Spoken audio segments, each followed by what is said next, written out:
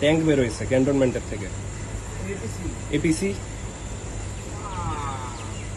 উপরে কি machine gun Mount করা?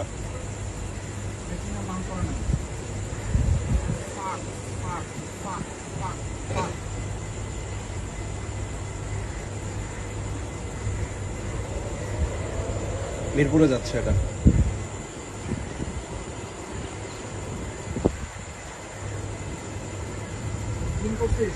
মোর দেন 10 ভেহিকলস। হ্যাঁ, জুম করা দেখা যাচ্ছে, 10-15টার উপরে গাড়ি যাচ্ছে।